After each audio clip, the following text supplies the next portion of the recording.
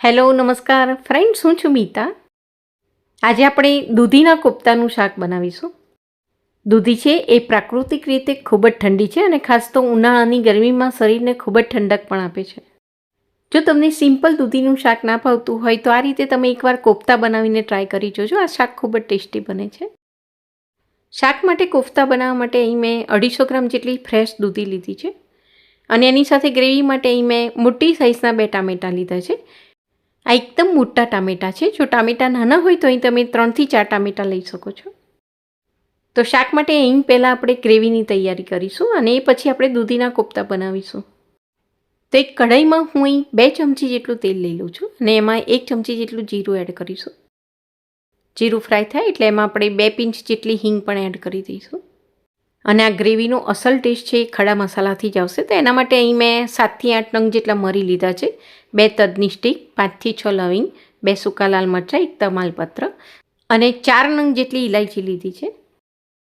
આપણે પંજાબી શાકની જે ગ્રેવી બનાવતા હોઈએ છીએ એવી જ ગ્રેવી હું અહીં બનાવી લઉં છું. એનાથી આ શાક ખૂબ જ ટેસ્ટી બનશે. આ બધા ખડા મસાલાને આપણે ફક્ત અડધી મિનિટ માટે તેલમાં બરોબર સાંતળી લઈશું ને હવે એમાં આપણે ટામેટાં મિક્સ કરી દઈએ. આ શાક હું આજે વિધાઉટ ઓનિયન ગાર્લિક બનાવી રહી છું, પણ આની સાથે જો તમારે ડુંગળી અને લસણ મિક્સ કરવા હોય તો ટામેટા સાથે તમે એ પણ લઈને સાંતળી શકો છો. સારા ડાયજેશન માટે 2 ઇંચ જેટલું આદું આપણે આ રીતે બારીક સમારીને મિક્સ કરીશું.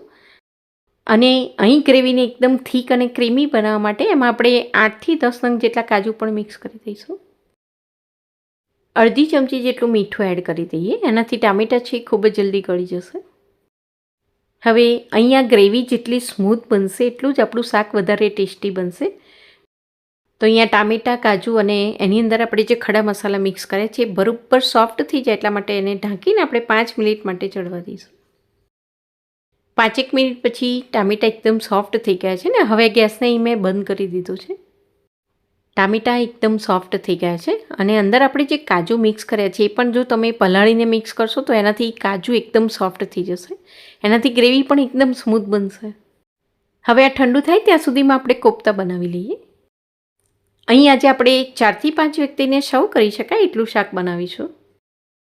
તો અહીં દૂધીને આપણે છાલ ઉતારીને દૂધી છીણવાની જે છીણી હોય છે એનાથી જ આપણે છીણી લઈશું. દૂધીના કોફતા જો તમે થોડા કડક બનાવશો તો એ જલ્દી ગ્રેવી એબ્સોર્બ નહીં કરે.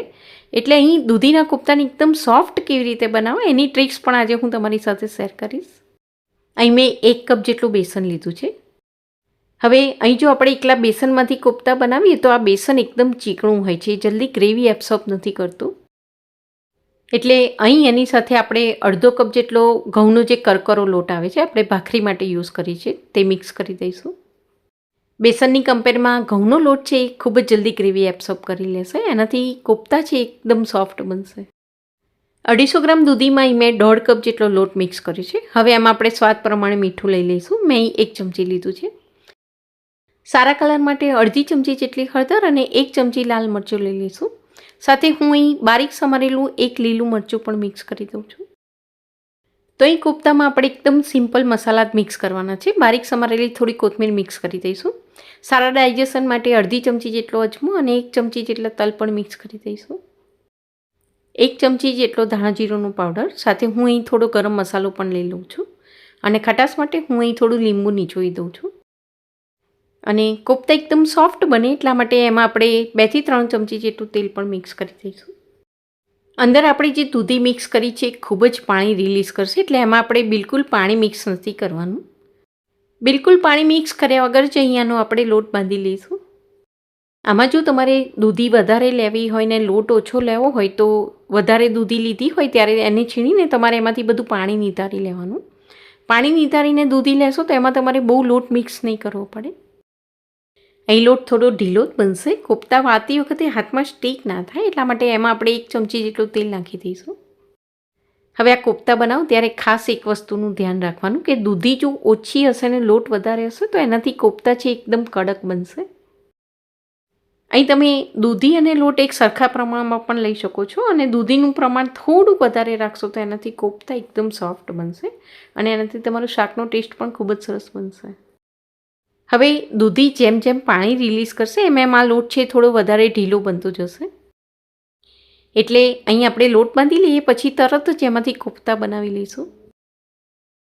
તો આ રીતે પહેલાં આપણે મીડિયમ સાઇઝના એક સરખા બોલ્સ બનાવીને તૈયાર કરી લઈશું. દૂધીના કારણે આ કોફતા એકદમ સોફ્ટ જ બને છે. એમાં તમારે બિલકુલ ઈનો કે સોડા મિક્સ કરવાની પણ જરૂર નહીં પડે.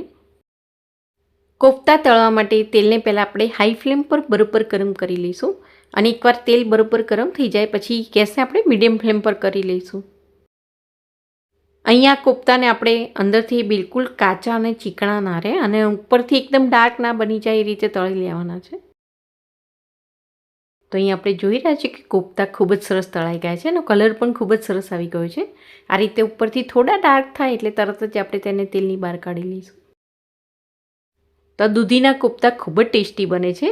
એનું તમારે શાક ના બનાવવું હોય તો આ રીતે ગરમા ગરમ તળીને નાસ્તા તરીકે પણ એન્જોય કરી શકો છો. એકલા બેસન ના બનાવો એની બદલે એમાં તમે ઘઉંનો કરકરો લોટ મિક્સ કરી દેશો તો એનાથી ઉપરનું લેયર છે થોડું કુરકુરું ને એકદમ આ રીતે લાલ કલરનું બનશે. અને ઘઉંનો લોટ મિક્સ કરવાથી એ બહુ ચીકણા પણ નહીં બને અને જલ્દી ગ્રેવી એબ્સોર્બ કરીને એકદમ સોફ્ટ પણ બની જશે. બિલકુલ ઈનો કે સોડા મિક્સ કર્યા વગર પણ આ કોફતા એકદમ સોફ્ટ બને છે. લોટ કરતાં દૂધીનું પ્રમાણ થોડું વધારે રાખશું તો એનાથી કોફતા એકદમ સોફ્ટ બનશે અને સ્વાદમાં પણ એ ખૂબ જ સરસ લાગશે.